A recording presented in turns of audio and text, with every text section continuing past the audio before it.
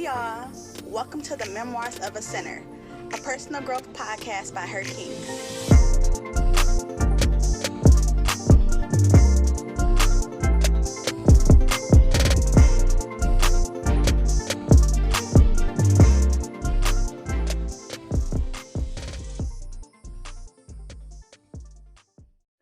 In my senior year of high school, during winter break, I spent winter break with my family, Christmas break with my family. And once Christmas break was over, that first day back to school, the night before, my friend had hit me up and said, "Hey girl, I got my mom's 2007, her brand new car. She let me drive it to school tomorrow. Don't drive your car. I'm gonna come get you. We're gonna drive to school tomorrow, right?" So I'm like, bet. I'm I'm putting on all new clothes, all my new Christmas clothes, because we about to flex when we pull up to school, right? And so she came and got me the next morning. We went to breakfast.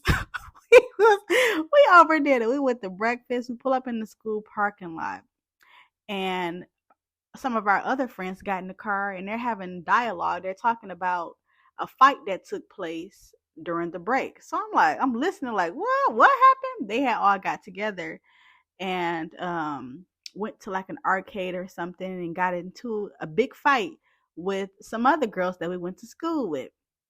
Mind you, I was not there. I didn't even know that they had got together, nothing, whatever. Boom. I spent holidays with my family. And so on our way walking into the school, it was about three different cars pull up. Girls are hopping out of cars wearing scarves and jogger pants and t-shirts and running up on us. So it's like only about 3 or 4 of us, but it's about 20 girls, right, that we gotta fight. And because of that fight, I did not graduate with honors, and I was suspended for 30 days, all because of proximity. A fight that I was never there for the initial fight. I had no involvement. I was not into it with none of the people. But because I was at that fight, because I was in the car and I got out the car to walk in the building with my friends, I now have to fight a fight that's not even mine. And I'm in trouble. And my family to this day will remind me that I did not graduate with honors my senior year of high school because I was fighting somebody else's fight. And this is why it's so important to know who you are in proximity to, because you find yourself fighting fights in storms that you're not even supposed to be in, right? In Acts chapter 27, the apostle Paul is in a storm. He's in a storm. He's a prisoner on a boat in a storm. And he already done told these folks, it's not a good idea. Let's not sell out today. The storm is bad. We can put ourselves into a lot of danger if we sell out. People hard headed. They didn't listen to Paul, more than likely because because he was a prisoner, because of who he was. They felt like, nah, we're not listening to Paul. We're going to do what we feel like we should be doing. Even though Paul gave clear instructions. Paul is in jail because he is preaching the word of God, right? He's advocating for Jesus and trying to share the word. And he has a destination that he's trying to get to. Paul is trying to get to Rome, and God is using him being in prison, him going through all of this stuff to push him and place him right in the place that God really wants him to be, which is in Rome. He was on his way to Rome. And so the people, they still sell out. Paul is on the boat and there's a storm. And so an angel comes and tells Paul, hey, I know you're in the middle of a storm. You on this boat with these people, but I'm going to let you know right now. No harm is going to come to you or the people on this boat, because God has somewhere for you to be. You might lose the boat. You're going to lose the boat. The boat will be shipwrecked, but you're still going to get to where you're supposed to go. And so everybody that's on the boat with you, even though they were disobedient and they didn't listen to what you were trying to tell them, because they're on a boat with you, they are going to be safe and they are going to be saved, right? Now, There's also Jonah, who was in a boat in the book of Jonah.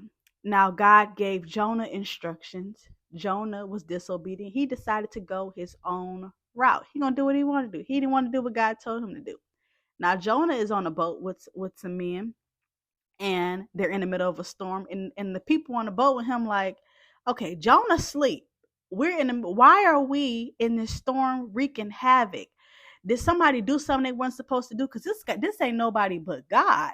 This is something next level. The reason why we're in this trouble, that we're in the middle of this storm. And so they asked Jonah, like, hey, what's going on? You good, bro? Like, did you do something you weren't supposed to be doing? And the what ended up happening from that is they found out that Jonah was being disobedient to God, and God was trying to get to Jonah, right? God wasn't trying to get to the people he was on the boat with. He was trying to get to Jonah because of his disobedience. That's the difference. Paul was obedient, and he was in the middle of a storm on a boat with some men because he was in the will of God. God was using it to direct him, to lead him to the place that was the ultimate destination. As opposed to Jonah is in a boat with some people, and God is heated, and he ready to cut up on Jonah, right? So they ended up throwing Jonah off the boat. He ended up in the belly of a whale. It's the rest of the story. Y'all probably know the rest of the story. But the difference between the two people, you're either in the boat with somebody who is in the will of God, who God has a destination for, who God is making sure no matter what, I don't care how bad the storm gets, everybody's going to be saved because the one person is on the boat that I need to get to where they're trying to go. The boat that Jonah was on, God was willing to knock that whole thing over. Everybody can die. Everybody can go down together because the other people that were on the boat with Jonah worship idols. God wasn't loyal to them. And he already was upset with Jonah. So everybody can go down, right? Jonah has one book of the Bible, which is 4 chapters. And the Apostle Paul wrote 13 books of the Bible that's in the New Testament. Paul was way more effective, way more valuable to God than Jonah because look at his work. Not only was he obedient, he listened to God, but he went through hell. He went through hell and high waters. And because he was so obedient to God, he even had a thorn in his flesh, something that taunted and tormented him because of the wisdom God had given him, what he was able to see, what he became aware of, all of this wisdom and next level spiritual mindfulness that he received from God, that he was suffering. He went through all different types of trials and tribulations because of his obedience to God. And so eventually Jonah was obedient. He did what God told him to do. But God didn't use Jonah the same way he used Paul. Paul was obedient from the start. Jonah was disobedient, and he eventually went and did what God told him to do. And that's why his book is short, right? And Genesis chapter 14 is the story of Abraham and Lot. And Abraham and Lot are dealing with some conflict. So they separated. They were distanced from one another. And Lot is in some trouble, right? Lot is in trouble because of who he's around.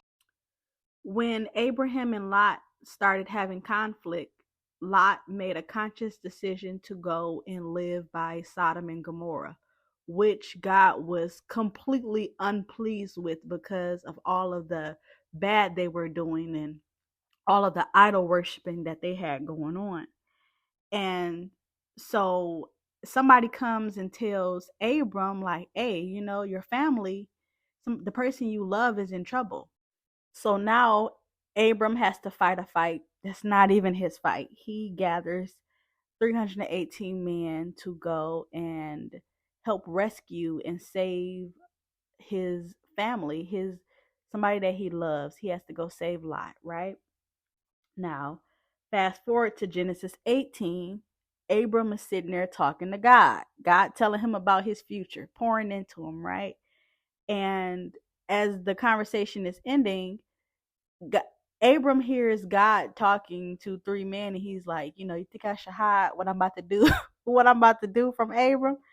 And I know he was like, huh? What you mean? Like, you gonna say you gonna let me know you about to do something. So you might as well go on and tell me what's going on, right?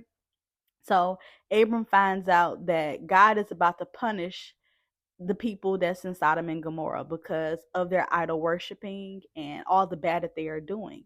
Remind you, Lot lives close, right? And so when it goes down in Sodom and Gomorrah, Lot and his family gonna get hit too, which affects Abram. So now here's Abram going before God like, hey, I know you know. That's why you hinted around telling me that it's somebody there that I love, and I want you to keep them covered. And so God ended up getting Lot and his family from out of there before they started showing off and killing off all the people. Everybody except Lot's wife made it out because she turned back. Now, this is the second time Abram had to bail Lot out of some trouble. First time he had to physically fight for him. The second time, now he got to go before the Lord. It's like, hey, God, please keep the one I love, my family, covered, right? Lot's proximity was about to get him in trouble, right? Because he's surrounded by people that he was not supposed to be around. But it was the person he loved, the person who still, despite their conflict, that's going before the Lord saying, hey, God, keep mine covered, right? Keep who you over here making covenants with me, promises with me, and I'm obedient. So can you do something for me by looking out for the one that I love? Which is why it's important. I know a couple episodes back I recorded pruning for purpose, about pruning in the proper season so that you can reap a harvest, right? And that your harvest isn't limited because you didn't prune when you should have, right?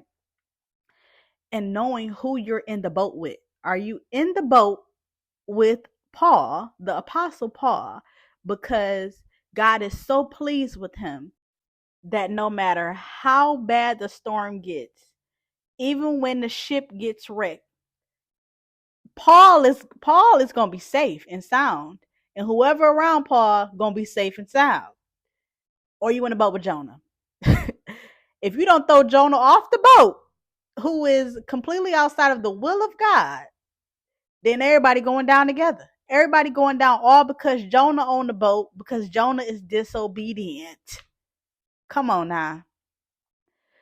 If you are in the middle of a storm, pray for wisdom and discernment. You only got to pray for two things. God, give me your wisdom and discernment so that I know what it is that's happening and why. Am I in the boat with somebody that's pleasing to you? Or am I in the boat with somebody who's completely disobedient? Is my proximity to the people around me getting me in trouble, or is it about to be a blessing for me? Right? Am I in close proximity to somebody who you are so pleased with that it's going to bless me, right? And not cause me any type of harm? No, no, no. You like that little gut feeling that tell you, yeah, what my senior year of school, when I that morning, I really, I was excited about getting in the new car and putting on my new clothes, and that little flex pulling up to the school in the new whip. But a part of me was like, yeah, I think I should just drive my own car to school. I never I never got back in that car to even leave back out because my mama had to pick me up because I got suspended. So I had a one-way trip. I didn't even get to drive back in it. But a part of me said, like I should drive my car. Then I was like, nah, let me get in the car with my girls. This would be fun. I had a gut feeling, something that was like, maybe not. And because I didn't follow that little nudge, that little two-finger tap on the shoulder, I ended up in all. It affected my future. I mean, I still got accepted into plenty colleges, but it affected a whole. Like I'm telling you, my family, my family will drop that dime in a minute. Yeah, she got into a fight. She got into that fight. It was suspended and out of school for 30 days. And no matter what, no matter how many extra credit assignments I was doing, it did not take me back to put me on honor roll. And I took a hit because of that. So, no, baby, know who you are around, okay? Know, even man, listen. Jonah was a man of God. He just was disobedient. So, even when you think it's holy, baby, it's not holy. God is not pleased with them. Jonah had spiritual gifts. He was a prophet. But God was not pleased with him because he was not doing what he told him to do. Therefore, the direction he was moving in, it became an unholy thing, and that's why he was getting punished. Sometimes we get deceived by thinking because of a person's position or role or their spiritual gifts that surely this is a holy thing. Okay, no, no, you have to check in with God. Okay, this is why it's so important to be led by the Holy Spirit, so that and getting your daily bread and tapping in with him daily, so you know what to prepare for, what moves to make, and to let him lead you throughout your day, so you don't end up in a boat with Jonah about to go down for something you ain't even did. All right? I love y'all in real life.